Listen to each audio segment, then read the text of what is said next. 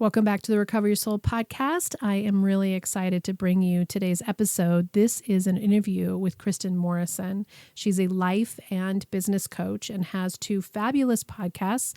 One is Prosperous Pet Business, and the other is Business Pathfinder. We met through the podcasting arena, and when we connected, we could feel we had something to offer each other and that we were both doing soul recovery in our own way. And she shared with me very openly and vulnerably her own soul recovery journey and was willing to come here and share it with you. It has to do with her working through 12-step in love addiction. And this is a place where codependency and the need for somebody else to fill us up and how we can get obsessed and in a place that is unhealthy around how we want our relationships, especially our romantic relationships, to be. And she worked through this in a really powerful process that took time for her to do recovery. And at the end, she has come out of it with a happy and successful and fulfilling marriage. Her story is really profound, and I know that you're going to get a lot out of it. So I want to thank Kristin for her vulnerability and her willingness to come and share this very private part of her life and share it with the soul recovery community. Enjoy the episode. Welcome to the Recover Your Soul podcast, a spiritual path to a happy and healthy life. My name is Reverend Rachel Harrison. I started Recover Your Soul after having profound changes in my life from my recovery of alcoholism, codependency, and control addiction. I was guided to share the tools and principles of spirituality and soul recovery to help others transform their lives as mine was transformed. For us to overcome external circumstances, we need to turn the attention to ourselves, focusing on our inner change and healing. Positive results in our lives will follow. Welcome back to Recover Your Soul. I'm Reverend Rachel Harrison, and I'm honored and privileged to have a guest on this episode of the Recover Your Soul podcast. I have Kristin Morrison with me today. Say hi, Kristin. Hello. And I wanted to have her on the podcast because this soul recovery journey is so unique to all of us, and yet it's the same. And yet we're all learning and growing. And she has her own soul recovery journey that I thought would really be powerful to share with the community. So I really appreciate your coming on and being willing to be open and vulnerable and share your experience with us. I'm happy to be here. It's interesting. I am feeling a little bit nervous. I'm used to being in the driver's seat in terms of being the host Right. of a podcast. And this topic is very vulnerable. Yes. And it is so important in terms of soul recovery. And so with the vulnerability comes deep awareness and strength. I just feel like this has been one of the biggest parts of my own soul recovery journey. So I feel really happy to be here and to also be in your presence, Rachel. Thank you. Yeah. Thank you. And to be talking about this today. Tell me a little bit about how you found the Recovery Soul podcast in the first place. And I often say that none of this is accidental. It is all the guidance of our higher power that brings us full circle to these experiences. So how did you find Recover Your Soul and interest in this community? Yeah, so it came about through a business channel in terms of finding you on a podcast host Facebook group. That's right. And That's right. yeah, and I was curious about you and I checked out your Facebook profile and I realized, oh, wow, not only are we both podcasters, but we have the 12-step recovery community, and healing as part of our connection too. And so I listened to your podcast and I fell in love with it. And through the podcast, really found myself just feeling this deep sense of calm in hearing your voice and what you were sharing. And not only what you were sharing, but the way you were sharing it, there's such a groundedness and clarity that comes through each episode. That's what I'm experiencing when I listen to it and when I listen to you. And so I reached out to you. You had a coaching session that you were offering. And I thought, I rarely get coached myself. And I felt like this is something that could really be an opportunity for me to get to connect on a deeper level with you. And I did. And it was really powerful and wonderful. And so that's how I found you. I love it. See, I love how it just happens that it happens in ways that we may not know, which is the evidence that the universe is always supporting us if we let it. Yes. Always supporting us if we let it. And you're an inspiration to me as a woman business owner and as a podcaster who is helping develop people in the pet industry and now in businesses. What I love about especially women coming together in this context is to support each other, to help each other thrive instead of leaning into old patterns that say, oh, you're competition, or I shouldn't give you secrets. Or I really felt immediately with the two of us that there was a connection of how can we help each other be our best selves? And that's one of my favorite parts of being able to support people. Yeah, I have chills as you say that. Especially in the pet industry. So I started coaching initially in the pet industry in the year 2000. I had my own pet business and I started coaching pet business owners. And there is and like kind of jaw-dropping competition that I was aware of in my own business, just noticing other business owners. There's like a fierceness of competition and then, yeah, business owners with each other in terms of the pet industry. And I don't know that it's so prevalent. I think it's prevalent, but I don't know that it's as prevalent as it is in the pet industry for some reason. I'm not quite sure why that is, but that was my first connection to that. And it really was unsettling to me because I am of the mind, and I think you might be also, of collaboration and how can we help each other and lift each other up in a way that allows all of us to thrive. And what I told a lot of my coaching clients who were very afraid of the scarcity, that there wouldn't be enough business, is I would say there are more pets than children, in the world here. And so there's enough for everyone. And if you're doing the best possible job that you can do, you are going to find your people. Get out of the focus on other people and what they're doing and bring the focus back to yourself, which is, I think, a big part of soul recovery. Absolutely. It's like, okay, bring the focus back, sweetheart. You with you. What are you doing in the world? How are you building and growing your business if you have one? How are you creating a rich, wonderful, soulful life? Yeah. And when our focus is so on the other person, we're not focused on ourselves. There's no way to hold our own attention while still looking at somebody else. There's a famous quote, I'm not going to remember who said it, but it's comparison or competition is the thief of joy. Yes. And one of my favorite quotes that I heard, just wisdom, I guess, is there's enough for everyone. And if we come from that place that there's enough love, enough money, there's enough business, there's enough of everything, instead of thinking if you have, then I don't have. Yes. It changes everything. Yeah. Everything. It really does. And it also creates a softness and a receptivity. When we are grasping, our hands are closed, right? Metaphorically and probably physically.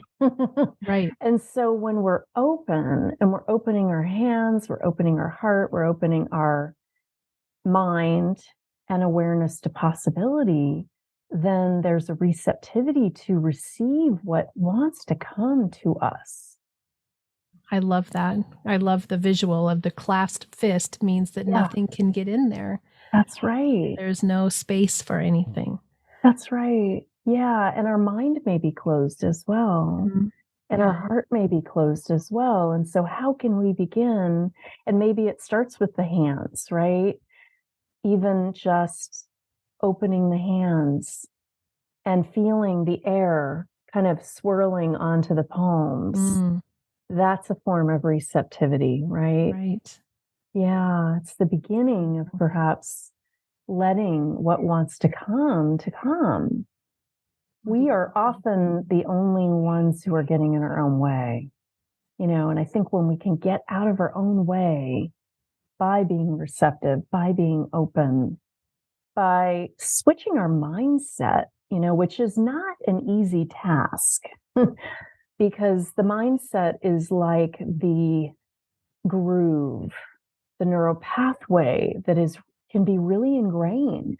Right. And it's lifting that up, if it's a needle on a record and putting it on a new song or maybe even a new record entirely that's of our own making rather than what we've kind of fallen into through our role models, noticing, how our parents were raising us and their beliefs getting transformed onto us. We can begin to come into our own awareness of what we want. How did you come to this for yourself? One of the reasons we thought it'd be wonderful to bring you on is Mm-hmm. soul recovery has a lot of the audience that have come from addictions in some form. Yeah. And the truth is we all have places where we check out to not feel or to take control or to reward ourselves that become destructive behaviors. What was your journey to coming to this place where you have this loving relationship, where you have clarity of mind, where Mhm. you are one of the light workers, one of the teachers? Thank you. Yeah, I also feel like I'm a student too, a continual student as well as a teacher. So I just want to share that. Me too. Yes, I figured you did. I feel that with you. So it actually started with my business. And then I would love to talk a little bit about relationship addiction Mhm. and love addiction. So the mindset work began with me being aware of how I had a business. I started my first business, which was the pet business. I had a pet sitting and dog walking business. I started that in my mid 20s and didn't know how to run a business, didn't know what I was doing, but knew and really experienced loving animals, loving having autonomy, being my own boss. That was just delicious for me. And so, in those ways, I felt like I was really thriving. However, the financial part of it, I wasn't thriving. I was Mm. really struggling in a lot of ways. And what I realized when I really sat down with myself is that I had a lot of beliefs around money and that working hard was a belief that I had to work hard in order to make money. As I began really exploring that within myself, I realized the question for myself was, is that truly my belief? It actually felt like it was someone else's that wasn't me.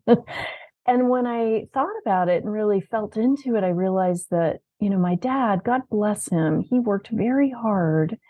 He was always exhausted. I rarely saw him relaxing. In fact, I don't even know if I ever saw him relaxing. He would fall into a very deep sleep in terms of naps. That was when he would finally let himself go. But he never just hung out and connected, and really allowed himself to sink into what he had created, which was he had created a lot of abundance and financial prosperity. He was always working hard. And so I had unconsciously taken that on. Making money is hard. That was my belief. And when I looked around at all the business owners in my life, didn't have very many at the time, but I realized they all had either time or money they didn't have both. And I wanted to create a life that had both. If they were working very hard, they didn't have time. If they had time, they didn't have a lot of money or clients or customers. And so I began to really begin with my mindset. And I feel like anytime we want to make a big shift in our life and our business, it really needs to start with the mind, because how we see things and how we internalize things is how our life is created. It's like Jung said, the inner gets reflected on the outer. And I really believe that. Yeah, our And so thoughts and beliefs are I, so powerful. oh, they So powerful. are. I have chills, and they get created through our actions. It's not just like, oh, yes, I am very woo woo, but I'm also very logical. It's not like, oh, we create our thoughts and then, oh, things happen, create a vision board and then just sit back. It's like, no, from the vision board often becomes an action. From a belief of changing our belief often becomes an action. And so to fast forward, I began to really look at that belief of making money is hard. And I began to really switch it on its side, like making money is easy. How can that be true in my life? How has that been true? Where has that shown up? And I began to see ways that it was showing up, and really acknowledging that and thanking the universe for those easy ways, and began to really say to myself, making money is easy. And it began to show up in my life in miraculous ways. And I began taking action to help it show up. I began hiring managers, really great staff members who assisted me, who really helped me have an easier life. And so, fast forward to my early 30s, I was at that point really thriving in business. I was coaching a number of people, pet business owners, but also expanding to coaching all types of business owners, and had written some books. And, on the outside, people saw that I was thriving and I was successful. I say that in quotes, right? Because success is really what we deem successful, right? It's important to bring that back to ourselves. Do we see ourselves as successful for the barometers that matter to us?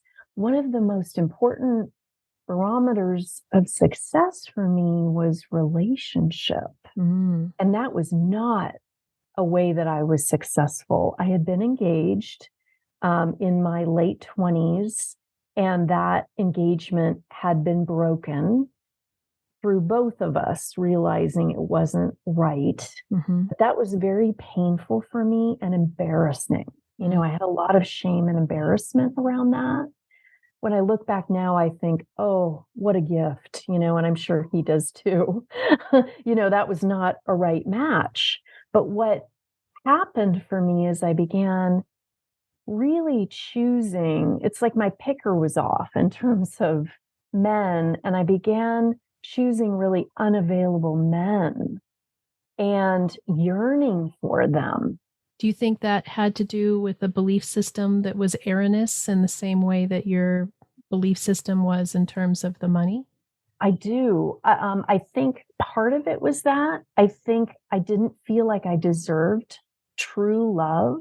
And so I had to really work with that. I also had to work with my beliefs that I was too old to fall in love, or all of those beliefs that are kind of societal beliefs that if we're not careful and aware, we can be susceptible to those. So it's again coming back to ourselves. I think a big part for me was, though, really looking at the childhood patterns in my early years. And I had this experience of, I was 7 and 9 years old when my brothers were each born, my younger brothers. And what I made that mean when my mom's attention went to my brothers, which it had to do because they were young, is she doesn't love me. She does not love me. And I really carried that inside me for many, many years. and made that mean that I was unlovable. I made that mean that I was not worthy of love. Mm. And as I began to do, the real deep inner work around love addiction and really looking at, and that started because I began seeing, oh my gosh, this is a pattern. Here I am with an unavailable man yet again. Right. Yet again. I have told myself, it's like when people are alcoholics, right? They say, I'm not going to drink tonight, or I'm not going to drink today. And then what do? They drink, right? It's like they almost can't help themselves. It was Right. like that for me, as real as that, where I would say, I'm not going to be involved with yet another unavailable man. I'm done. It's too painful. How I would feel is I would be thinking about them a lot. I would be wanting to be with them. They wouldn't want to be with me.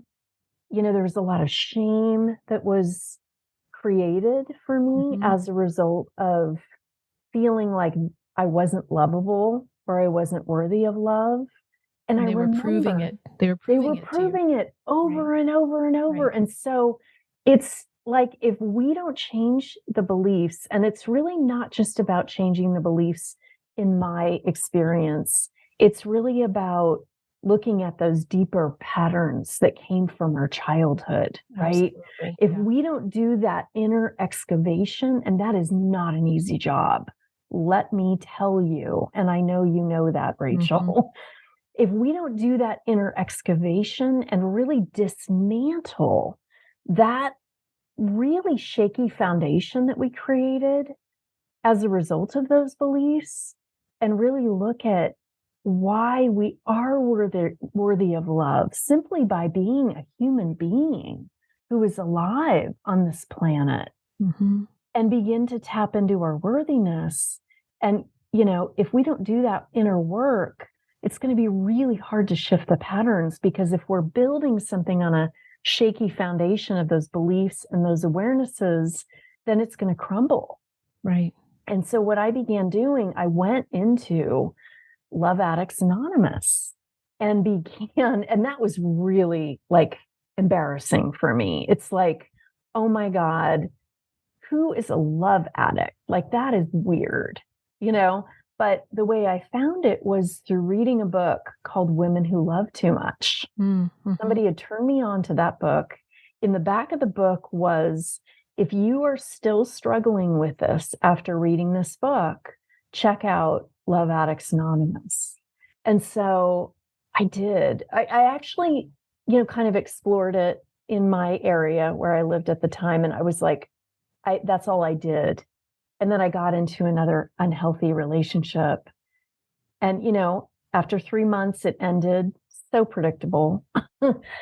And I was once again in pain. And I realized at that point, if I don't shift this, I am going to continue to do this till my dying days, most likely. And that is causing destruction for every single area of my life, because my focus was solely on this person who was not available. I was sort of coasting in my business.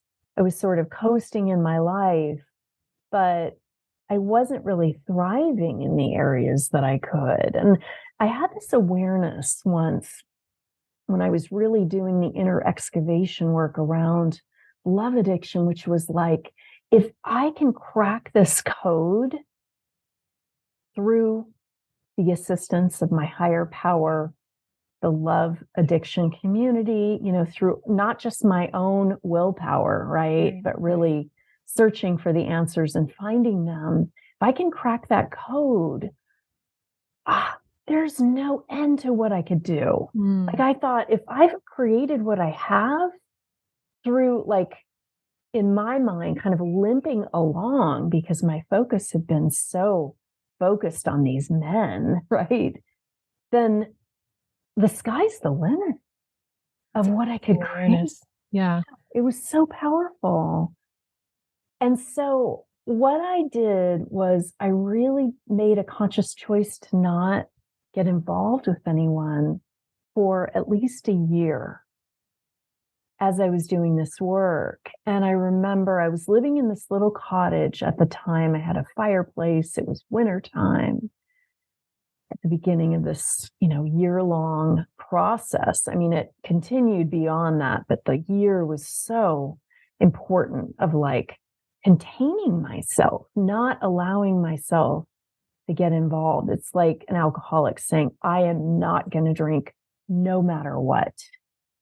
Same thing, right? Abstaining from unhealthy relationship. Yeah. Yes. And so I sequestered myself and I basically did very little except go to meetings and do, journal writing and really doing the inner excavation work around how did I get here? And I remember I had a fire going in the fireplace. It was wintertime. I had all the shades drawn. I was creating this cocoon for myself, both inner and outer. And I was just crying a lot. And I knew it was like I was going into the pit of despair. Mm.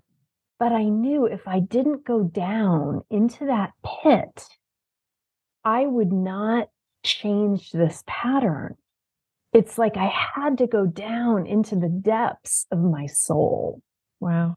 Into that darkness, into that dankness, into that wetness of the inner earth that was me, metaphorically, and really it felt like almost physically going down there and really looking at the monsters. And what I saw Gollum down there, from The Hobbit. Right. Oh, my pretty, and the ring. And I wanted the ring. I wanted to get married. If you're ready for soul recovery, as a spiritual coach, I can support your healing to help make real changes that will bring you a life of peace, happiness, connection, and abundance. You can also work in smaller groups by taking a deep dive in a Zoom workshop or with me in person at a retreat or an event. Join others on the soul recovery path once a month for the free Zoom support group or daily on the private Facebook page. Visit the website recoveryoursoul.net to book coaching sessions with me or find all the information you need about soul recovery, dates that are coming up, and how to register for those groups and workshops. To support the podcast and the community, check the links in the show notes to make a small monthly donation or a one-time donation of your choice that will make a huge impact to support this community and the soul recovery mission. Together, we can do the work that will recover your soul. And, the ring was an external happiness that would finally solve it all. Was that one? I did initially. It was like Gollum was protecting that ring.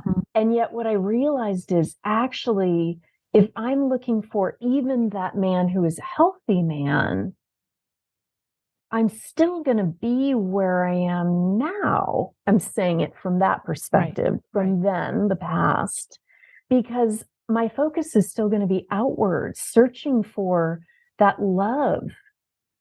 The healthy man, again, going back to what we have on the inside is reflected on the outside, right? What is inner is reflected outer. And so for me, initially, it was like, oh, if I get married, Gollum is symbolic of he's holding the ring. Right. I want the ring. He's not giving it to me.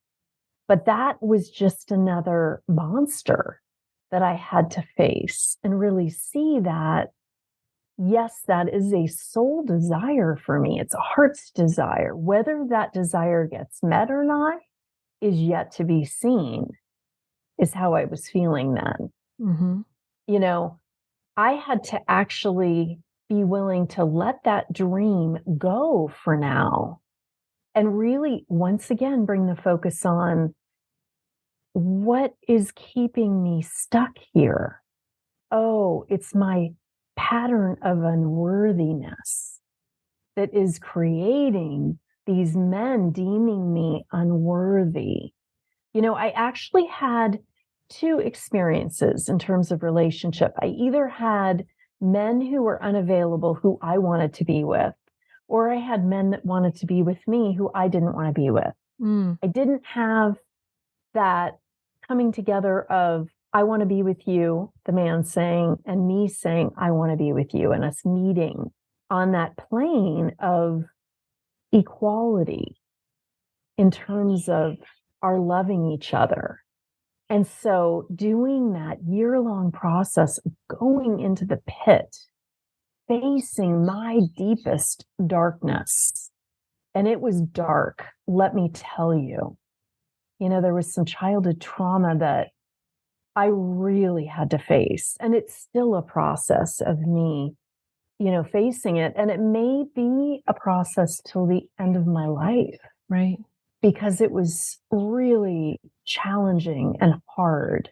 Did you have somebody, a sponsor or somebody that was helping you work through it, or did you go through this on your own accord? I did have a sponsor in, you know, the Love Addiction Recovery 12-step group. Yes, I had a sponsor. I also had a therapist who was a really powerful therapist. She was a primal therapist. So what I realized is I had a lot of anger that was also keeping me stuck. Mm-hmm. You know, I had a lot of anger that was trapped deep inside. And there was a lot of sadness when I went into the pit, you know, through that year-long process, but there was also a lot of anger. And sometimes those two are connected. You know, the anger can be easier in some ways to access for some people, including me, than the sadness, which feels more vulnerable. Right. Yeah. And so sometimes the anger can be the gateway to the sadness. Right. And my primal therapist really helped me tap into the anger around what had happened to me as a kid. Yeah. You know, and some of it was of my own belief, what I made, you know, my mom's emotional neglect of me mean, but also there was some real neglect that had happened that I really needed to face. And I really needed to tap into that anger, because if I didn't, that anger was going sideways. It would come out, you know, somebody would cut in line at the supermarket and it would like, rah, you know, come out. And it's like, oh, this, you know, if it's hysterical, it's historical. You've heard that term, right? It's like if it's coming out and it's so intense, okay, where is this from my past, which is something that I haven't dealt with yet? Yeah, I think of them as our younger self ghosts. Yes. That are still with us until they have had their voice, until they've been seen. Mm-hmm. When I work with people, we do a lot of going back and looking at these younger parts of ourselves, because I think we can get stuck in ruminating about the past, but I think that's very different than going into this, you know, profound place that you went into and were willing to look at. It says, what are the core beliefs that I have? That's right. Why is this my operating system? And do I want to change? That's Do right. I want to do something different? Because if you don't want to heal, you will not change. That's right. And the pain became more profound than whatever I was deriving from these relationships initially. You know, that heady, I'm in love feeling, which can be so just intoxicating. Right. Like as intoxicating as any drug out there, truly. And so, but the pain became more intense than the intoxication. And I began to pay attention to the pain. And I began to see, you know, I keep going into victim here. Oh, you know, I'm with another guy who's unavailable. Well, what am I doing to shift that? Mm-hmm. And this is a pattern here. How can I begin to create change? Because I think there is something to people that initially are looking at their patterns, they and I also needed to go into victimhood first. It was like, ouch, why, this is so unfair. That can sometimes be the portal to actually beginning to look at our part. But what can be destructive and unproductive is if we keep going into victimhood around whatever pattern is happening over and over and over in our lives. And guess what? That is not fun to be around. Like, no one wants to be around a victim. Right. I don't even want to be with myself when I'm being a victim. I'd love to get away from myself. So how can we begin to transition that to a place of noticing, where are we a part of this equation that is actually opening the door to it happening again and again and again? And we may need help with that. I sure did. I couldn't do it on my own. There were parts that I absolutely needed to do on my own. Right. That soul, in a way, that old soul death, right? Going into the pit was my way of needing to really acknowledge what had happened to me as a kid. That was such an uncomfortable journey.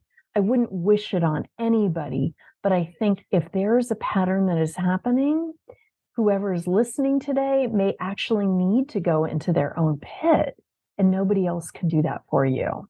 And a guide helps you see it and move through it in ways that don't continue the destructive behaviors, because that's right. When we do it by ourselves, I think we can get caught up in the loop of trying to move forward, but we're really still living from that operating system. Yes. And so it doesn't necessarily mean you have to work with someone one-on-one, but that there's some guidance.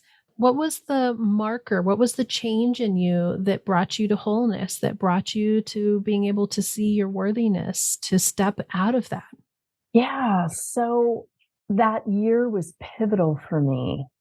Being in a community of other people who were also going through their own soul recovery when it came to facing love addiction, which is also a very powerful book with that title, Facing Love Addiction.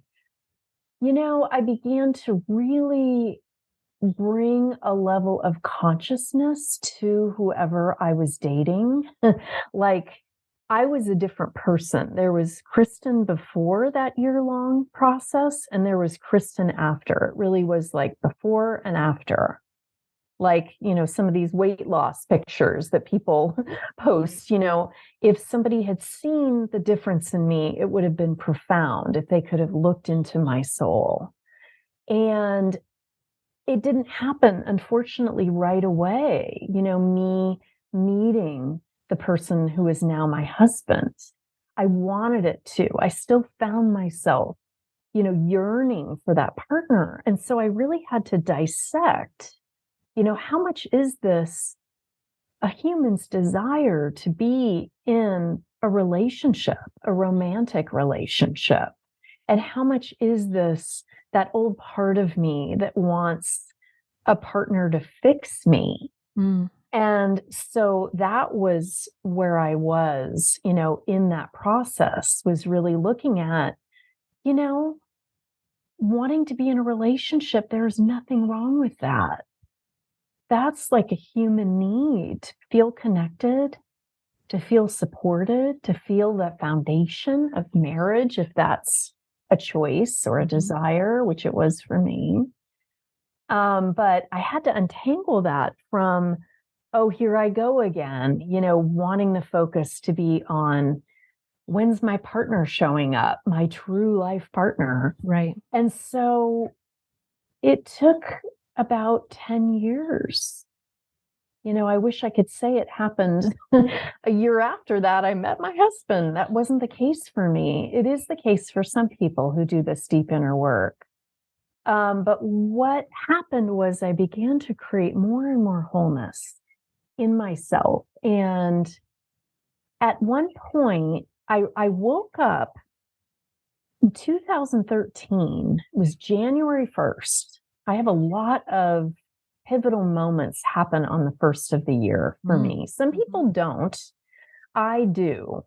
I almost always make goals for the year.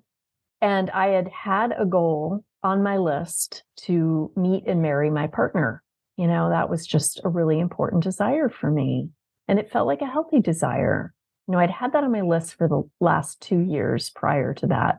I woke up January 1st, 2013, and I realized I wanted to expend time, money, and energy to find my partner.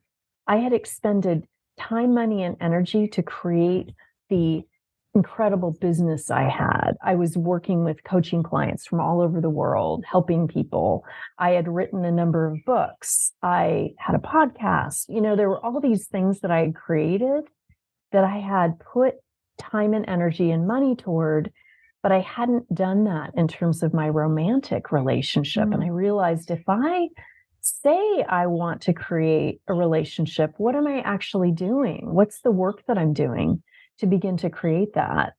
And so before I went on a dating app, I actually began to look at what are some inner beliefs that I have around marriage. I had looked at them around romantic relationship.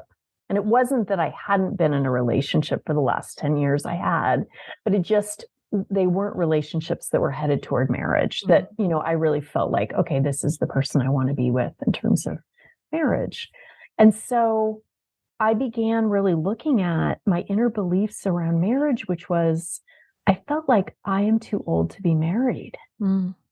I was over 40, 42 at the time.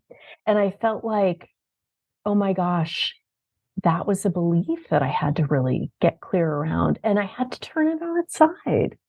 And turning it on its side was, what if I'm the perfect age to get married? And that felt true, or even truer than I'm too old to get married. I'm too old to get married was societal's belief. That is a cloak I do not want to wear. That is an old coat. That is not me. And so I began to really look at, I'm the perfect age to get married. And I began to say an affirmation. Let me see if I can remember it, because it was a number of years ago now. I am in a healthy and loving relationship with a man who loves and adores me and who I love and adore. And I began to say that. I would go on a hike every day for an hour, and I would say that out loud whenever I was away from people. Right. If I heard people coming, I would stop saying it out loud, but I would say it in my mind. And then I began switching it to marriage. And that felt really like I am in a healthy and loving marriage. And it was like, oh my gosh, that feels weird. But let me try it on. Let me put on this new coat. You know what I love about this is the admission, and thank you for the honesty of how long sometimes the process takes. Because I think that we think that change is going to happen immediately and overnight.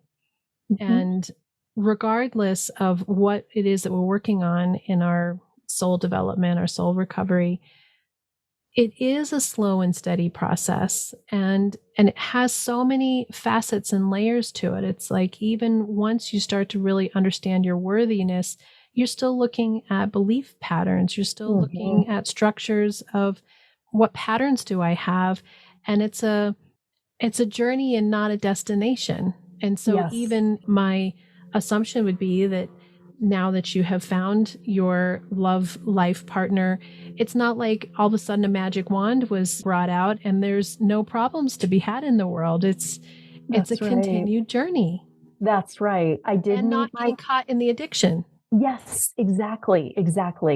I did meet my husband 9 months later.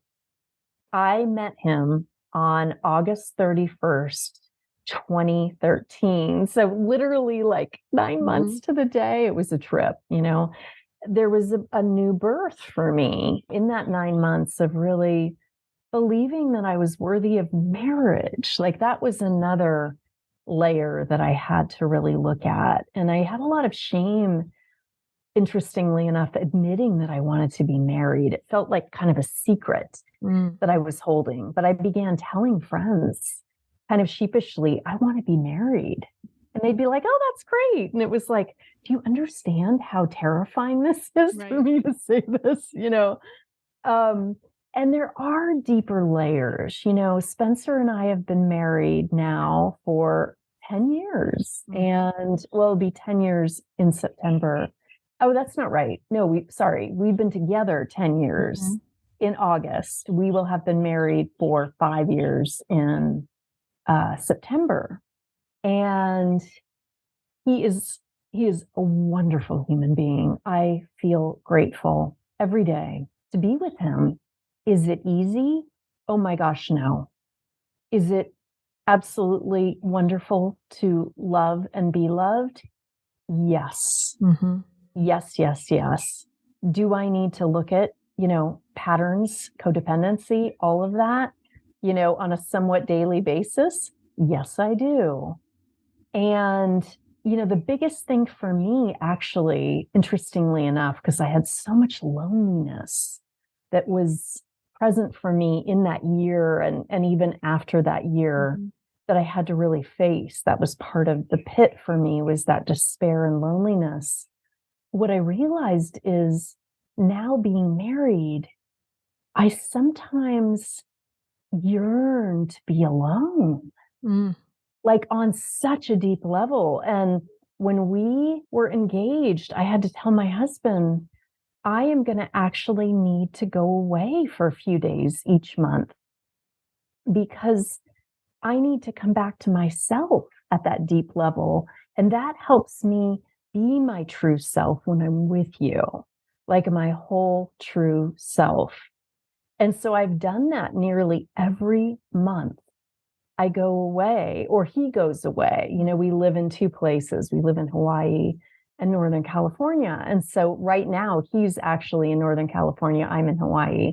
So I'm getting my alone time. This month is through him going away. But that was something that I really needed to say to him. And I felt afraid. I felt afraid that he would say, well, that's not a marriage, my wife going away every month. And, it was not easy for him to say, okay, but I knew that I couldn't get married without that because it is so important to me. It's an integral part of my being to be able to come back to myself, truly myself, each month. I think that's powerful because I relate a lot to that. I was an only child and you had an only child existence for such a period of time until your siblings came, that I need my space to be able to recenter. Yes. And now that I have more clarity about that and I can ask for it, it feels very different than rejecting others. Yes. And it's taken work for us to navigate through what that looks like, because we can ask for space in a healthy way, or we can reject because we're needing to take care of ourselves. So part of this, healing process is us being able to voice those things and recognize them. And codependency is so easy to fall back into because we're terrified of not being loved and being alone.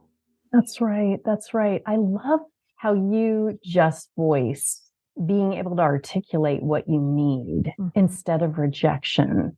Because even though this was something that my husband had agreed to before we got married, as I began doing it, he began to feel rejected.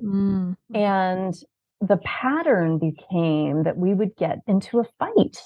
Like as the date was coming that I was going to be going away, we would fight. And it's like, we had to bring awareness to this is happening. And, what can I do? Not in a codependent way, but in a loving way with my wonderful partner. What can I do to help him feel more, just less abandoned? Right. There are certain things that I can't do. That's an inner journey for him. Right. But there may be certain ways, maybe I can spend some quality time with him.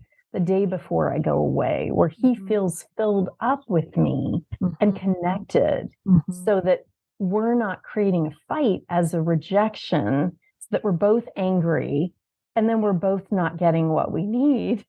Then you're just ruminating about the relationship in your quiet time versus replenishing your spirit. That's right. The replenishing of the spirit is so important. Yeah. And, I want to share something because I think you'll really appreciate this.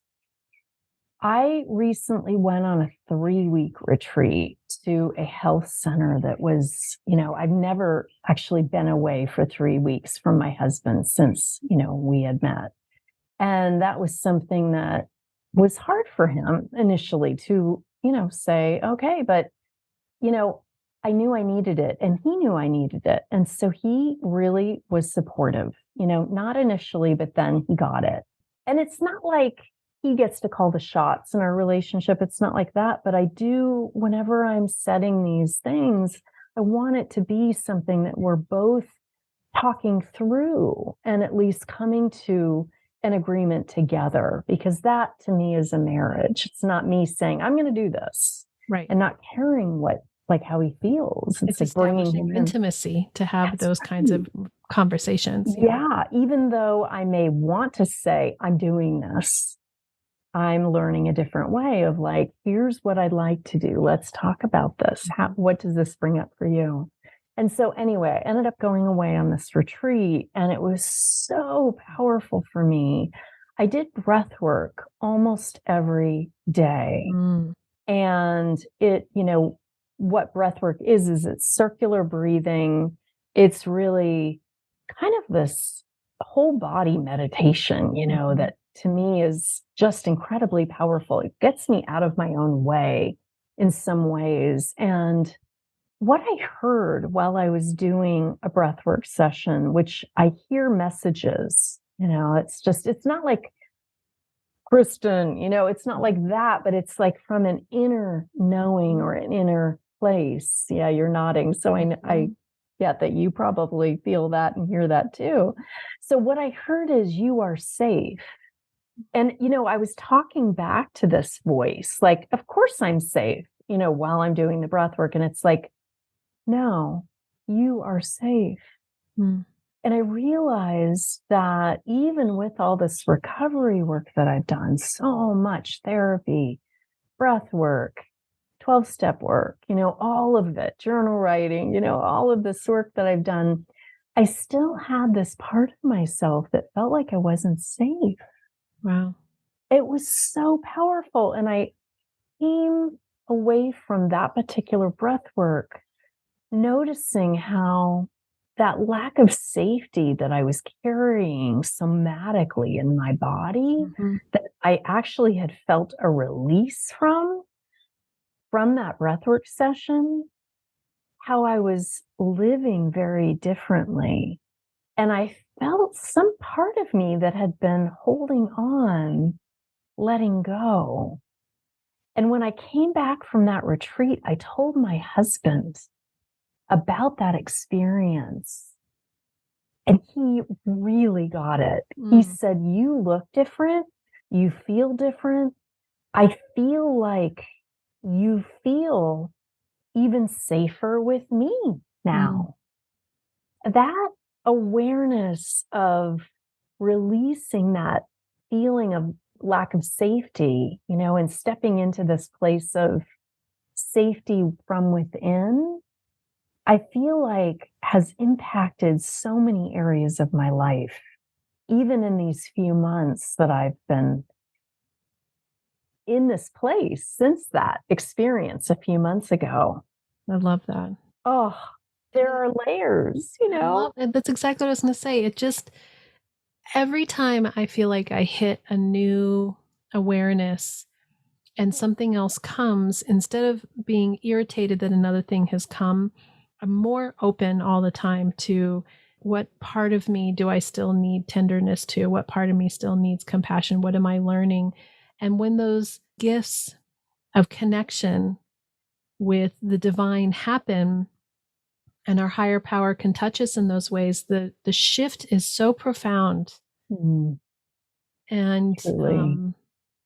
it's beautiful. And I love how you can communicate with your husband around what's happening. And I'm sitting here looking at you with your beautiful Hawaii backdrop, on the screened porch. It's gorgeous.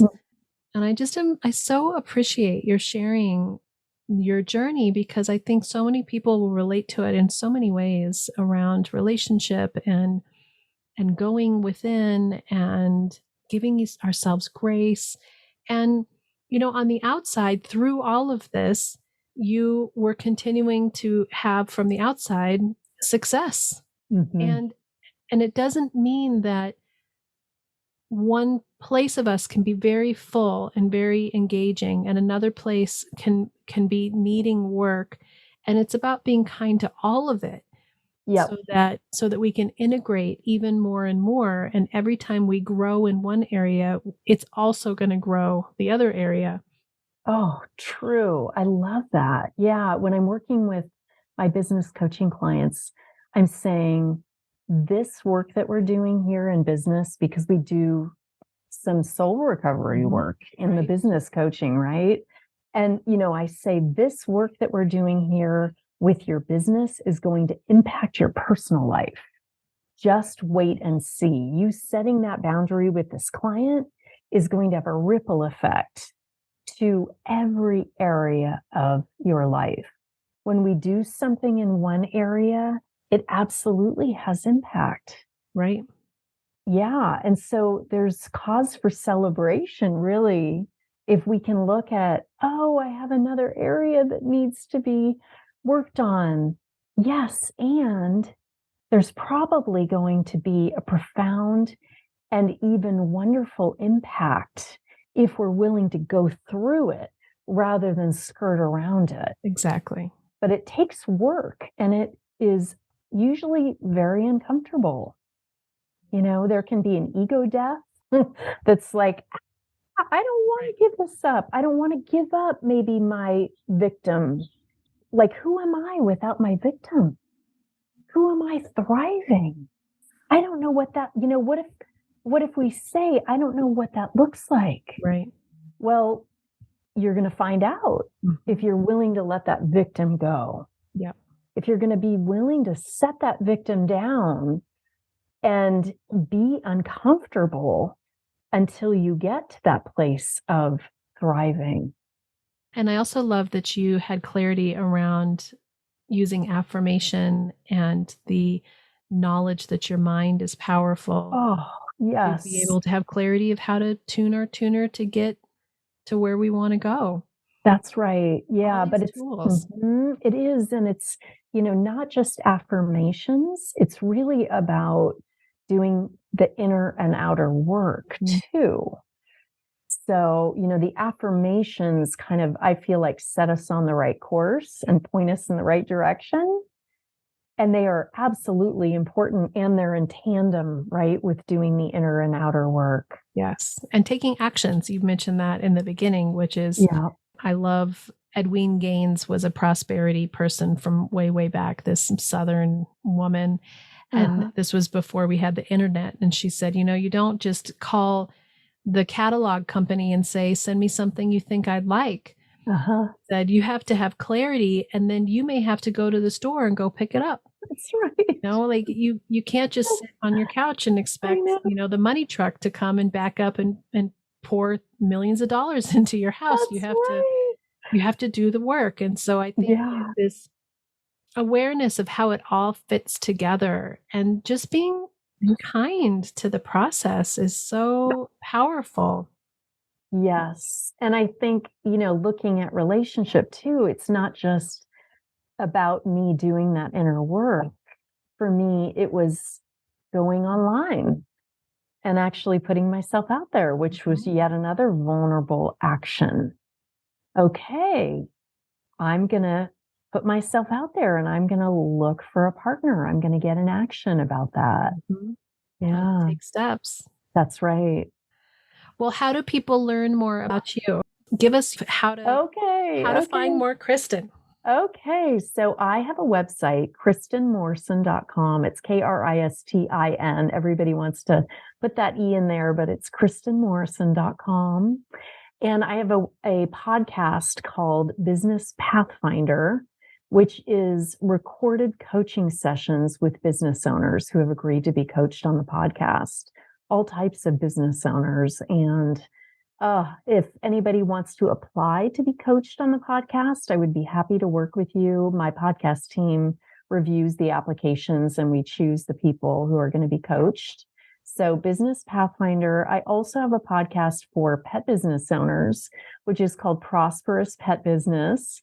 And I have a website called Six Figure Pet Business Academy. So I work with both pet business owners and all types of business owners. And I'm on Instagram at Coach Kristin Morrison. And I love how I've listened to some of your podcast episodes, and just like this podcast, you may come for one thing and there's other things to be gleaned from it, because ultimately we're all having such a similar experience in our different ways, and Yes. you can apply it in such universal ways, so that even if you're looking at one thing, you can end up applying it in another way. So I encourage you to give it a listen and check it out. And I just am so grateful for this time with you. I really appreciate your spending your time with me today. Oh, what a blessing and a gift. I really appreciate you shining your light. I see a candle. I see two candles behind you. One is an actual candle. One is a painting of a candle. And I feel like that's you, this bright light that is just the light is getting brighter and brighter and brighter. Thank you. Yeah. Thank you. I appreciate it. Until next time, namaste. Thank you for listening to this episode of the Recover Your Soul podcast and being part of this amazing and growing community. If you loved this episode and you want even more, there is a bonus episode with even more content every Friday. This is by subscription. You can access that by being a Patreon member, and there's 3 tiers of giving of your choice, or an Apple Podcast subscriber. Once you have subscribed, you have access to a whole back catalog of episodes as well. These have interviews, more book studies, meditations, and even more on your soul recovery journey to help support you. So I thank you for becoming a subscriber for this additional content and how it helps support this community. If you would go to the website, recoveryoursoul.net, and I would love for you to subscribe to email updates so that you can keep posted with everything that's going on, different events, what dates are coming up, any reminders. There's only a couple emails each month. I hope you'll follow Recover Your Soul on social media. You can find us on YouTube, Instagram, Facebook, the private Facebook community page, TikTok, and if you want guided meditations, look for Reverend Rachel Harrison on Insight Timer. I really encourage you to take advantage of the one-on-one coaching. This is a unique, intuitive connection between the two of us. There are 9 steps to soul recovery, and I do use those 9 steps to loosely guide us through whatever your coaching that you need. But really, it's about creating a way for you to feel comfortable around your healing of your past, looking at the situations in your life. What are the patterns? What are the beliefs that are holding you back? Breaking free from those patterns, breaking free from those beliefs, letting go of control, letting go of the people around you and how they are making you feel, and taking your power back. Discovering who you are and who you want to be in the world and how I can support you to do this. It's actually not intended to be a long-term relationship. If you want to try a session, there is a discount code for your first session with me just to see if it feels like a good fit. I really try to keep the prices as reasonable as I can. This isn't about trying to charge what coaches do charge. This is about me being able to make a living to support you on your path. I am here to support you on your soul recovery journey. And also, you're sharing this podcast with your friends, putting 5 stars, leaving reviews, really sharing this with others is growing the community. This is my great mission to bring soul recovery to a larger group, that we are growing and supporting each other. And every time I'm in one of our support groups and I see all those faces on Zoom and we share with each other what's really happening in our lives and we connect, or in a workshop, it just is so profound that we're doing this work together. We are supporting each other, and the fact that I can be part of your life means a lot to me. Thank you for being part of this community. Thank you for supporting Recover Your Soul. And I know that together we can do the work that will recover your soul.